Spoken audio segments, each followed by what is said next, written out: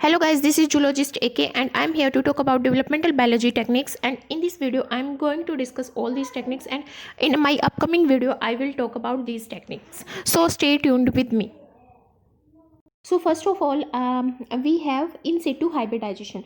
जो in situ hybridization होती है ये whole mount in situ hybridization होती है, जिसमें हम पूरी एम्ब्रियो को या फिर एम्ब्रियो के पार्ट को स्टेन कर सकते हैं किसी पर्टिकुलर mRNA के लिए, तो जिसकी वजह से हम बिना सेक्शन किए एम्ब्रियो को के ऑर्गन्स को और टिश्यूज़ को एनालाइज कर सकते हैं। तो यहाँ पे जो मेन प्रिंसिपल यूज़ किया जाता है वो बेस्ड होता है सिंगल स्टैंडर्ड नेचर पे mRNA की। हमें पता है कि mRNA सिंगल स्टैंडर्ड फॉर्म में मिलते हैं और वो जब बाइंड होंगे किससे, अपने कम्प्लीमेंट्री स्ट्रैंड से, तो हम उसको विजुअलाइज कर सकते हैं यहाँ पे इस केस में। तो इसीलिए हम इस सिंगल स्टैंडर्ड नेचर का यूज़ करते हैं mRNA का इन सिटू हाइब्रिडाइजेशन टेक्निक के लिए। इस कॉन्सेप्ट को हम जब पूरी जो प्रोसेस हम इन सिटू हाइब्रिडाइजेशन समझ जाएंगे तो हम इस प्रिंसिपल को समझेंगे अच्छे से कि एक्चुअली में ये है क्या। इसकी एडवांटेज क्या होती है इन सिटू हाइब्रिडाइजेशन की, हम इसमें एंटायर एम्ब्रियो या उसके ऑर्गन को बिना सेक्शन किए देख सकते हैं। क्या होता है, हम इस टेक्निक में डाइस का यूज़ करते हैं, जिसकी वजह से जो रिसर्चर्स हैं वो एम्ब्रियो को देख सकते हैं, उसके ऑर्गन्स को देख सकते हैं और ऑब्जर्व कर सकते हैं उन लार्ज रीजन्स को जिनका जीन एक्सप्रेशन हुआ है उन जीन के पास जिनका एक्सप्रेशन नहीं होता है। मतलब जो जीन एक्सप्रेस होते हैं वो यहाँ पे क्या शो करेंगे, डाई स्टेन हो जाएंगे, और जो नहीं होते हैं एक्सप्रेस वो स्टेन नहीं होंगे, तो हम ऐसे डिस्टिंग्विश कर सकते हैं उनको। तो यहाँ पे मेनली क्या होता है, जो सबसे पहले एम्ब्रियो को यहाँ पे क्या किया जाता है, परमिएबलाइज किया जाता है, किसके थ्रू, लिपिड सोलवेंट के थ्रू और प्रोटीनेजेस के थ्रू। ऐसा क्यों किया जाता है, ऐसा इसलिए किया जाता है क्योंकि जो प्रोब है वो एंटर कर सके सेल में अंदर भी और वो बाहर भी जा सके, मतलब इन और आउट हो सके प्रोब, इसीलिए परमिएबलाइज किया जाता है एम्ब्रियो को, क्योंकि हम एम्ब्रियो को सेक्शन नहीं कर रहे, कट नहीं कर रहे। तो यहाँ पे प्रोब्स, जो आरएनए प्रोब्स हैं वो क्या किए जाते हैं, क्रिएट किए जाते हैं। तो आरएनए प्रोब्स होते क्या हैं एक्चुअल में, प्रोब एक एंटीसेंस आरएनए मॉलिक्यूल्स होते हैं जो वेरी करते हैं लेंथ में, about 200 base pair to 2000 base pair तक वो हो सकते हैं। फिर क्या किया जाता है, जो एंटीसेंस आरएनए है, एंटीसेंस आरएनए क्या 200 टू 2000 बेस पेयर लॉन्ग, जो कि प्रोब होता है, जो कंप्लीमेंट्री होता है हमारे सिंगल स्टैंडर्ड आरएनए के, जो हम एम्ब्रियो में जिसकी पोजीशन हम आइडेंटिफाई करेंगे। ठीक है, तो यहाँ पे क्या है, जो हमारा यूटीपी है, यूटीपी किसमें, एंटीसेंस आरएनए में, क्या, UTP stand for uridine triphosphate, वो कंजुगेट किया जाता है यहाँ पे डिग ऑक्सीजेनिन, DIG के थ्रू।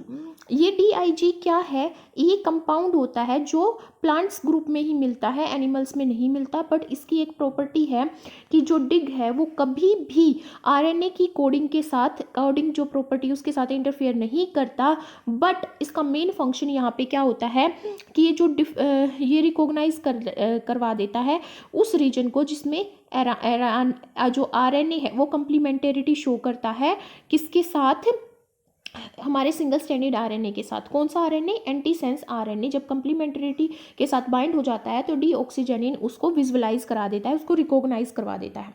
फिर क्या होता है, जब प्रोब क्या, antisense RNA that is conjugated with digoxigenin, जो वो एंटर करवाया जाता है परमिएबल एम्ब्रियो में, तो वो एमआरएनए के साथ कंप्लीमेंटरिटी शो करके हाइब्रिडाइजेशन कर जाता है। फिर विजुअलाइज करने के लिए हाइब्रिडाइजेशन को एंटीबॉडीज दी जाती हैं। ये एंटीबॉडीज क्या करती हैं, डीऑक्सीजेनिन को ही रिकॉग्नाइज करती हैं, बट इन एंटीबॉडीज का क्या एक मेन फंक्शन होता है कि ये आर्टिफिशियली कंजुगेट करवाई जाती है एंजाइम्स के साथ, जो क्या होता है, एल्कलाइन फोस्फेटेज होता है। फिर क्या किया जाता है, कुछ एंटीबॉडीज तो अनबाउंड स्टेट में प्रेजेंट होंगी और कुछ बाउंड होंगी, तो जो अनबाउंड स्टेट में एंटीबॉडीज प्रेजेंट है उनको क्या किया जाता है, रिपीटेड वॉश के थ्रू रिमूव किया जाता है। वॉशिंग किसके साथ की जाती है, एक सोल्यूशन के साथ, जो सोल्यूशन कंसिस्ट करता है सबस्ट्रेट, इस एंटीबॉडी से बाउंड एंजाइम्स के रिलेटेड सबस्ट्रेट क्या, एनटीबी और BCIP, ये सबस्ट्रेट किसके लिए है, एंजाइम के लिए। कौन सा एंजाइम, एल्कलाइन फोस्फेटेज, जो इन सबस्ट्रेट को कलर कंपाउंड में क्या कर देगा, कन्वर्ट कर देगा।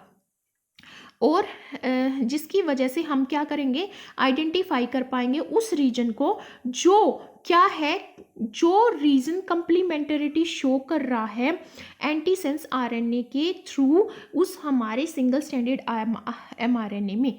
तो यहाँ पे क्या होता है, ये प्रिंसिपल होता है कि जो एंजाइम है एल्कलाइन फोस्फेटेज जो एंटीबॉडी से बाउंड है should be present only when the digoxigenin is present. जब डीऑक्सीजनिन ही प्रेजेंट होगा तभी वो प्रेजेंट होगा, ठीक है। एंड डीऑक्सीजन जब प्रेजेंट होगा जब स्पेसिफिक कंप्लीमेंटरिटी होगी हमारे सिंगल स्टैंडर्ड आरएनए में और एंटीसेंस आरएनए में जो प्रोब में यूज किया गया था। तो जो डार्क ब्लू प्रेसिपिटेट फॉर्म होंगे एंजाइम के थ्रू वो प्रेजेंस शो करते हैं टारगेट एमआरएनए के। फॉर एग्जाम्पल मान लो हमें पता है कि जो ड्रोसोफिला होती है हमारी, जो ड्रोसोफिला होती है उसमें जो एंटीरियर और जो पोस्टीरियर एक्सिस है, एंटीरियर में बाइकोड होता है हमारा और हंचबैक होता है, पोस्टीरियर में हमारा क्या होता है, नैनोज होता है और कोडल होता है। तो इनकी जो लोकलाइजेशन है एंटीरियर पोस्टीरियर में वो किसके थ्रू होती है, एमआरएनए के थ्रू। और हम आइडेंटिफाई करना चाहते हैं कि भाई एमआरएनए बाइकोड और हंचबैक का पोस्टीरियर में है या एंटीरियर में है या कि भी एब्डोमेन है में है या फिर मिडिल पार्ट में है, कहाँ पे है। तो हम इन सिटू हाइब्रिडाइजेशन से उसको विजुअलाइज कर सकते हैं बिना एम्ब्रियो को सेक्शन किए। यहाँ पे इन सिटू हाइब्रिडाइजेशन की जो पिक्चर शो की गई है इसमें क्या शो किया गया है, हमारी 9 स्टेज में ड्रोसोफिला एम्ब्रियो है जिसमें इन सिटू हाइब्रिडाइजेशन के थ्रू यहाँ पे ओड स्किप्ड जो एमआरएनए है उसकी विजुअलाइजेशन की गई है। यहाँ पे क्या शो किया गया है कि ओड स्किप्ड जीन जो है वो ट्रांसक्राइब करके एक एमआरएनए देगा। उस एमआरएनए के कंप्लीमेंट्री हम प्रोब में यूज़ करेंगे एक एंटीसेंस आरएनए। उस एंटीसेंस आरएनए में जो यूरिडीन है वो बाइंड करेगा, कंजुगेट करवाया जाएगा किसके साथ, डिग के साथ। डिग क्या है हमारा, डिग ऑक्सीजेनिन जो एमआरएनए है उसकी कोडिंग में कोई भी इंटरफेयर नहीं करता वो, बट रिविजुअलाइज करवा देता है कंप्लीमेंटरिटी को हमारे टारगेट एमआरएनए में। फिर क्या है, हमें ये पता है कि जो ओड स्किप्ड एक्सप्रेशन है वो हमारा किस में देखा जाएगा, वो सॉरी जो हमारा पैटर्न है वो यहाँ पे देखा जा रहा है, इसमें भी देखा जा रहा है। तो जो हमारा एंटीसेंस डिग लेबल्ड प्रोब है, जो एंटीसेंस डिग लेबल्ड जो प्रोब है वो कंप्लीमेंटरिटी शो करता है ओड स्किप्ड जीन के लिए और वो हाइब्रिडाइज्ड हो जाता है किसी भी सेल में जो किसको एक्सप्रेस कर रही है, ओड स्किप्ड जीन को, ठीक है। पर यहाँ पे क्या शो किया गया है कि जो सेल है वो नहीं एक्सप्रेस कर रही ओड स्किप्ड जीन को, जो वो ओड स्किप्ड जीन को इनहिबिट कर रही है यहाँ पे रेड कलर, और ये क्या डिनोट कर रहा है कि इनहिबिशन हो रही है यहाँ पे ओड स्किप्ड की, तो उसका एक्सप्रेशन नहीं हो रहा, तो ट्रांसक्रिप्ट फॉर्म नहीं हो रहा। इस वजह से यहाँ पे हमें कोई भी विजुअलाइजेशन शो नहीं हो रही।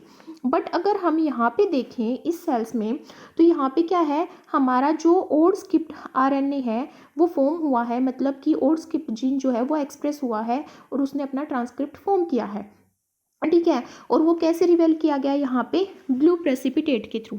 क्यों हुए यहाँ पे ब्लू प्रेसिपिटेट फॉर्म, क्योंकि जो NBT है और BCIP है वो यहाँ पे यूज़ किए गए हैं एज ए सबस्ट्रेट। किसके लिए, वो सबस्ट्रेट यहाँ पे हमारे एंजाइम के लिए यूज़ किए गए हैं, वो एंजाइम है एल्कलाइन फोस्फेटेज, ठीक है।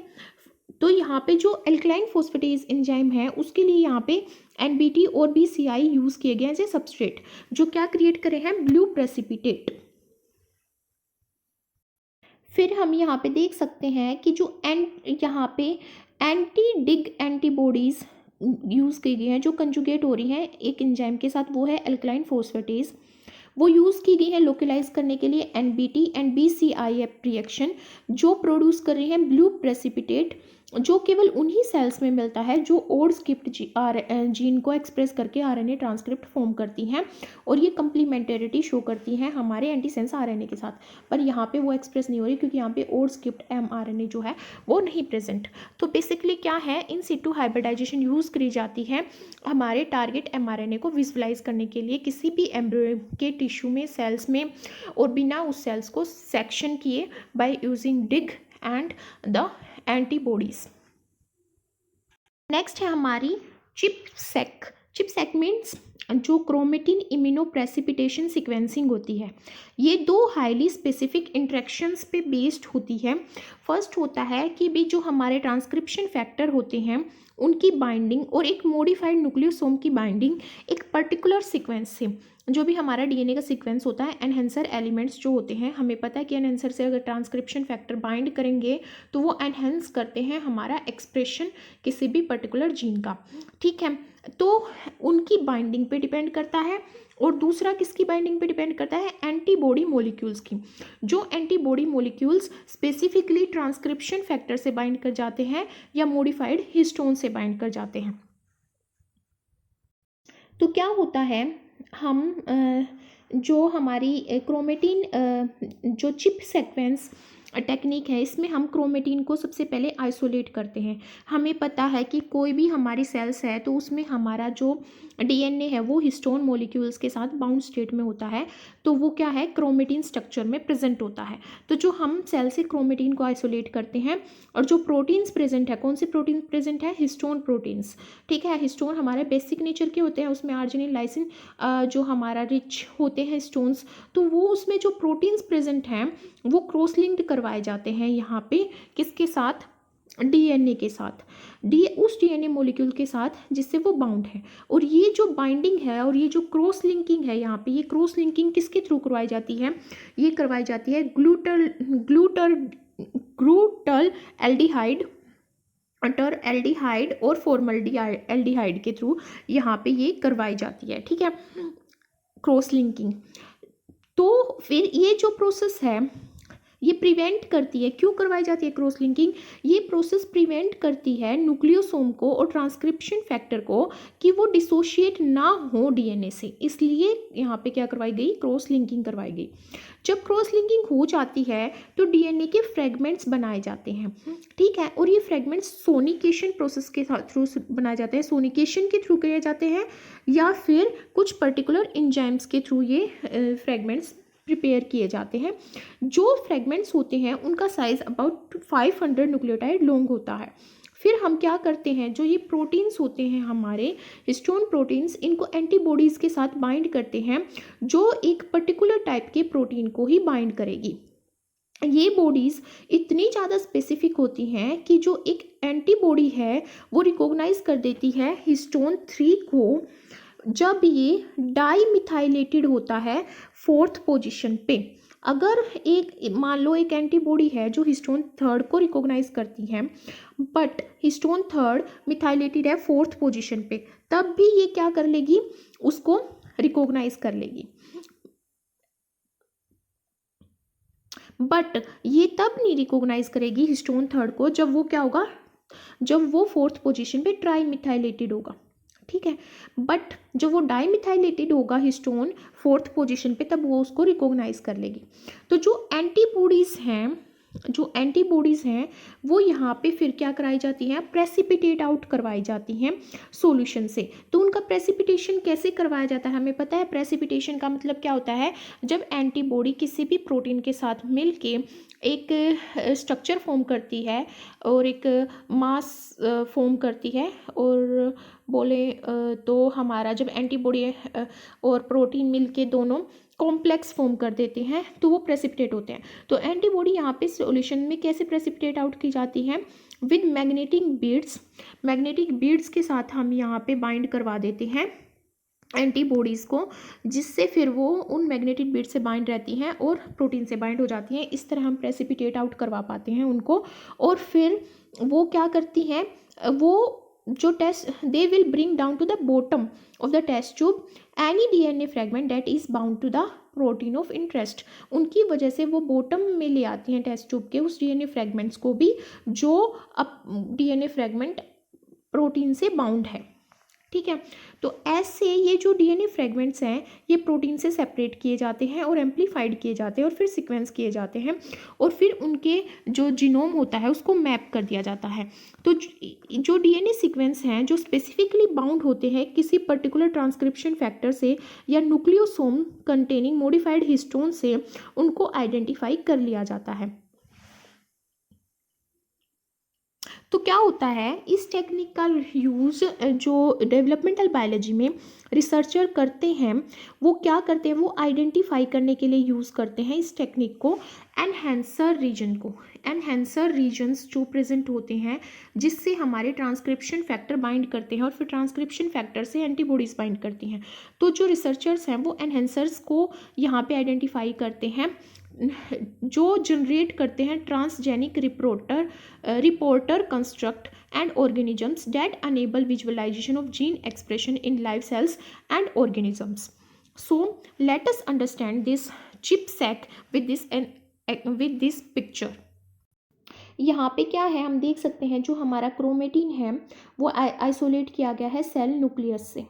ठीक है, हमें पता है भाई डीएनए इंटरेक्ट कर रहा है प्रोटीन से, वो क्रोमेटिन स्ट्रक्चर में उसको आइसोलेट कर लिया गया है और फिर क्रोमेटिन प्रोटीन्स को क्रॉस लिंक करवाया गया है to their near DNA binding sites and DNA fragments करवा दिए गए हैं फिर छोटे छोटे फ्रेगमेंट्स में और पीसेस में।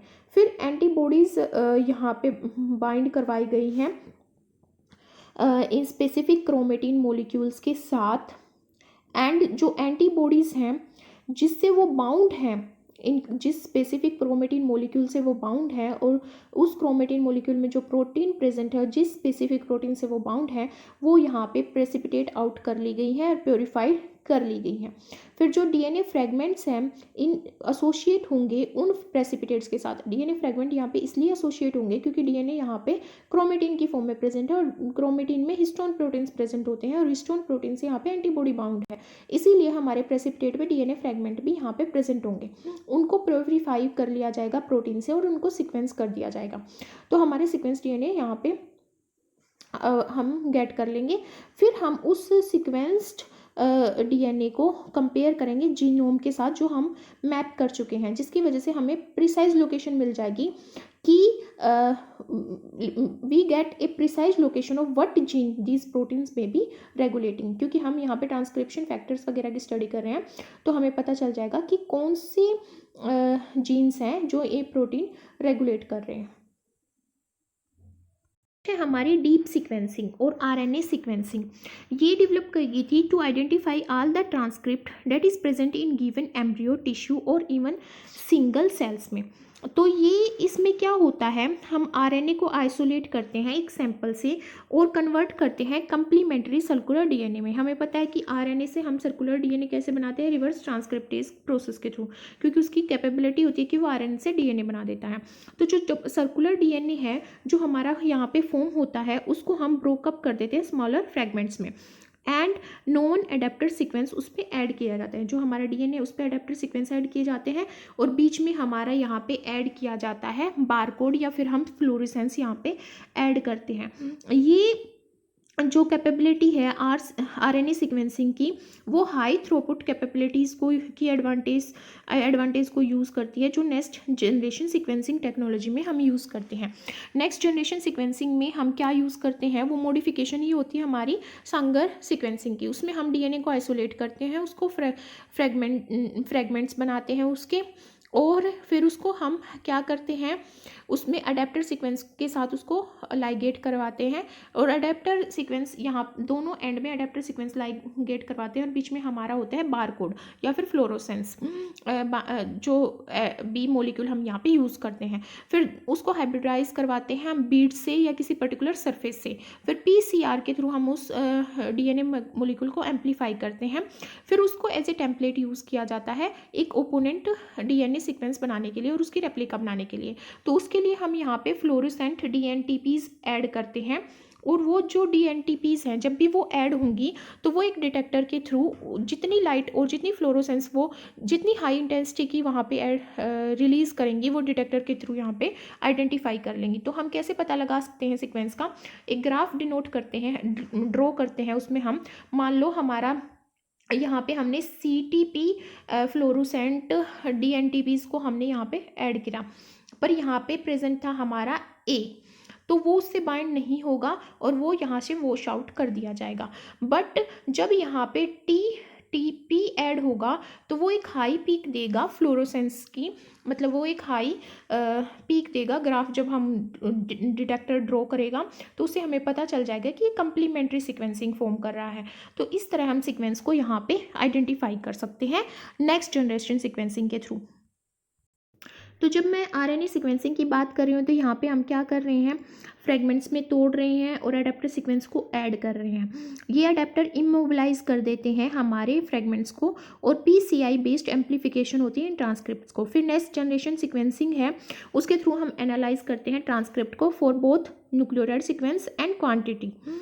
फिर आरएनए सीक्वेंसिंग जो है वो एक पावरफुल सीक्वेंसिंग है जो कंपेयर करती है ट्रांसक्रिप्टोम्स को between both two identical sample differing only in select experimental parameter one. तो यहाँ पे क्या है, हमारे बहुत सारे क्वेश्चन अराइज होते हैं कि कैसे जो ट्रांसक्रिप्ट हैं वो डिफर करते हैं between tissues located in different regions of the embryo और same tissue at different types of development और सेम टिश्यू ट्रीटेड और untreated with a specific compound. तो ये जो कंपैरिजन है ये क्या बताता है हमें कि जो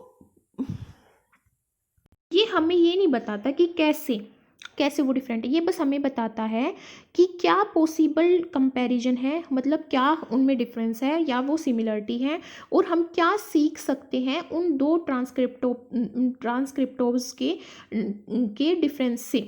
तो जो एडवेंट है यहाँ पे फ्लोरोसेंस एक्टिवेटेड शेल शॉर्टिंग की, जिसको हम बोलते हैं यहाँ पे FACS that is fluorescence activated cell sorting, उसकी एंड माइक्रो डाइसेक्शन की, वो हमें अलो करता है कि हम प्रिसाइज आइसोलेशन कर सकें टिश्यूज़ की या इंडिविजुअल सेल्स की, ठीक है। और उसकी वजह से हम यहाँ पे सिंगल सेल्स के ट्रांसक्रिप्टोम्स को स्टडी कर सकते हैं।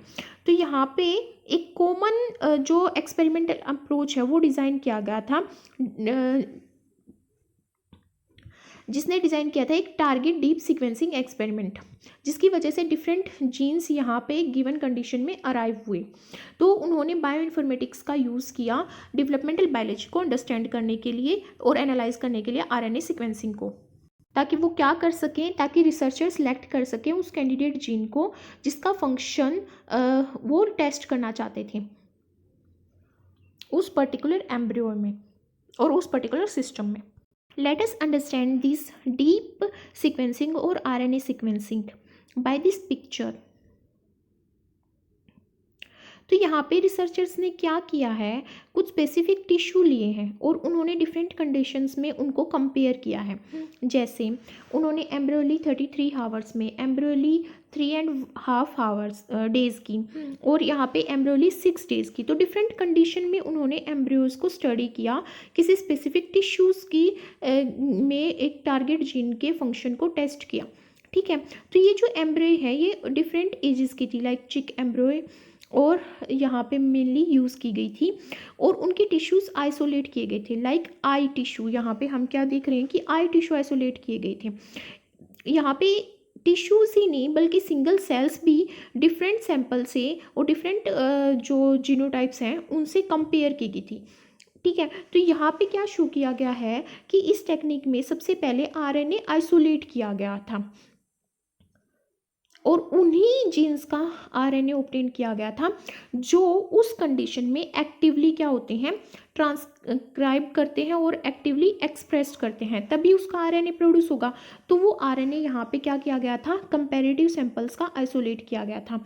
फिर इन जो आरएनए हैं कंप्लीमेंट्री आरएनए, फिर इनको क्या किया गया था, पोली ए टील की गई थी और एमआरएनए एक्सट्रेशन पोली ए का इसलिए क्योंकि वो स्टेबलाइज करती है एमआरएनए को। और फिर क्या किया गया था, फ्रेगमेंट किया उन्होंने आरएनए को, फिर ये फ्रेगमेंट किया गया छोटे छोटे स्ट्रेच में और उनको यूज़ किया गया कि वो सर्कुलर डीएनए यहाँ पे बनाए रिवर्स ट्रांसक्रिप्टेज के थ्रू, ठीक है। फिर स्पेशलाइज्ड अडेप्टर्स का यूज़ किया गया, जो ये यहाँ पे रेड कलर शो कर रहा है, ये यहाँ पे अडेप्टर्स को शो कर रहा है। तो ये सिमिलर अडेप्टर्स हैं जैसे हम यूज़ करते हैं हमारी नेक्स्ट जनरेशन जो हमारी सीक्वेंसिंग टेक्निक है उसमें हम अडेप्टर्स का यूज़ करते हैं। तो यहाँ पे अडेप्टर्स का यूज़ किया गया जो लाइगेट किए गए सर्कुलर डीएनए के एंड पे और फिर उसको ताकि वो हम उसको बीड से बाइंड कर सकें और वेल्स में डाल सकें, जिसकी वजह से उसकी पीसीआर एम्प्लीफिकेशन की जा सके।